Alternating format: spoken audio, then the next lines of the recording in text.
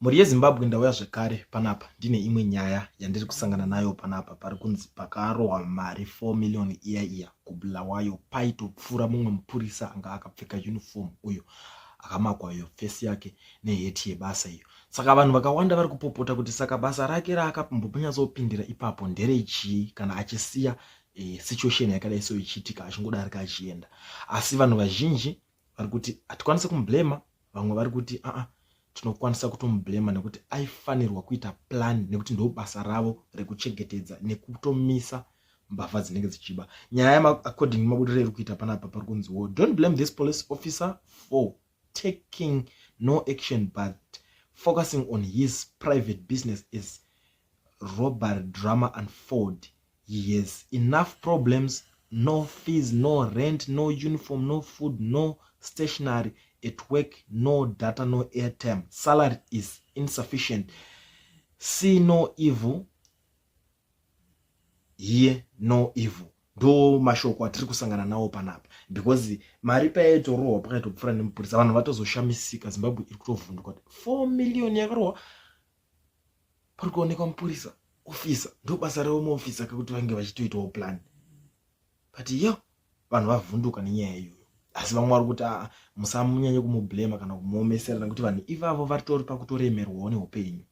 Ari kufunga matambudziko ake ekumba kwake ndo nyaya iripo iri mudariro iko zvinezvi hama dzadiwa. Vamwewo vari kuti he was not having a radio and his phone was flat because hakuna magetsi, or if it was on yanga isina airtime yemessage zvayo. Ndo mamwe mashoko ari kubudiswawo panapa nevamwe vari kuti what was even supposed to do, he doesn't even have a pistol, even a small revolver.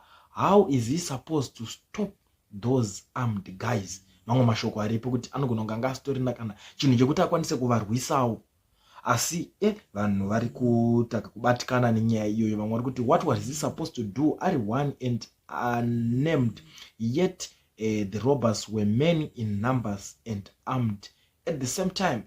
Ndo mamwe mashoko zvekare ari kutaurwawo nevamwe pano vari kuona nyaya iyi. Umwe ari kuti this police officer witnessed the Bulawayo bank robbery taking place and ignored. He is clear the money stolen is state money, but if you get shot, the life lost will be yours and your kids will be orphaned. Your kids will suffer without a breadwinner. Choose your battles wisely. Vakutaura imwe nyaya ndinoona inonyanya kuitika munyika yeSouth Africa muno mekuti ukaita mistake yekuti for example you are a security guy, posvika vakomana uchinzi uri kuda kuchengetedza nzvimbo, ukada kuita ugamba uri ipapo unogona kurasikirwa neupenyu. Ndo imwe nyaya iri kutaurwa nevamwe panapa kuti saka this guy akatongoona kuti inini dzimwe hondo hadzisi dzangu idzi, mari ndeyenyika handina zera nayo, akatiregedza ndisiye. Asi kune vamwe vari kuti kwete, waifanirwawo kuita something sezvo iwo riri basa rawakaita se rwakazvipira. Vamwe vari kuti